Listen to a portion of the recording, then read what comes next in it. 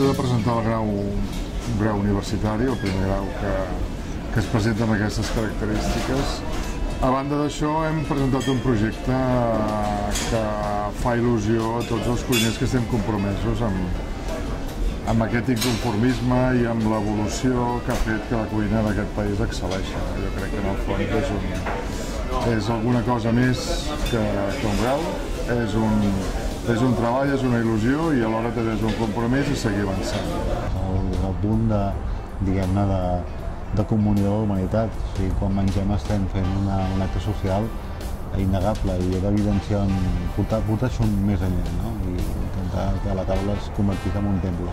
A mi m'agrada donar-li més contingut a aquest món, no? Perquè si no és molt avorrit sempre parlar de monotemes, no? Per mi el valor més important és l'experiencial, no?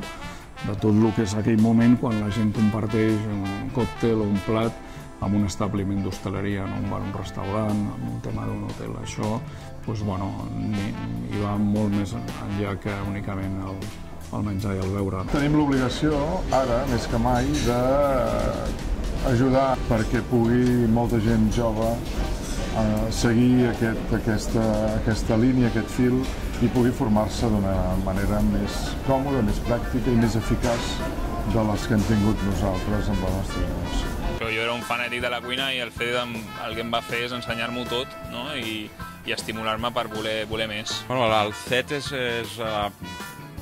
l'eina que tenim que ens obre les portes de la restauració, de l'hostaleria, d'aquest món tan meravellós, no?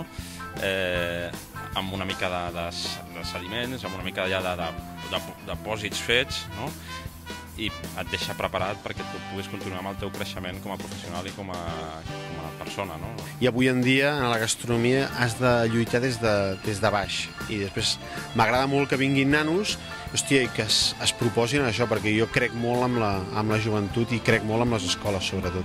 La gent que ha vingut del CET a casa nostra és una gent que no només ja ve amb una preparació, diguéssim, tècnica, sinó que a més es nota que se'ls ha sapigut inculcar i se'ls ha sapigut transmetre els valors que té la nostra professió. O sigui que és una feina que està fent el CET molt important. A vegades també ens enriquim d'aquesta part de frescura, de joventut, d'atreviment.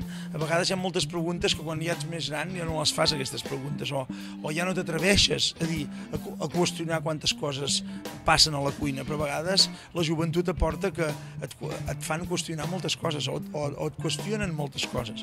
I això a vegades també ens fa tornar a repensar coses que ja teníem assumides que les fèiem d'aquella manera, a vegades les canviem. Però l'esforç i la passió són les dues paraules que crec que són dues paraules claus per poder-te dedicar a això. Estem en un territori segurament, privilegiat a nivell gastronòmic, per raons molt diverses, no? Llavors, en aquest lloc s'ha produït alguna cosa extraordinari, que és que ha confluït talent, ha confluït gent que s'ha compromès en fer les coses molt ben fetes, s'ha compromès amb l'excel·lència, i això ara mateix té una visibilitat internacional extraordinària.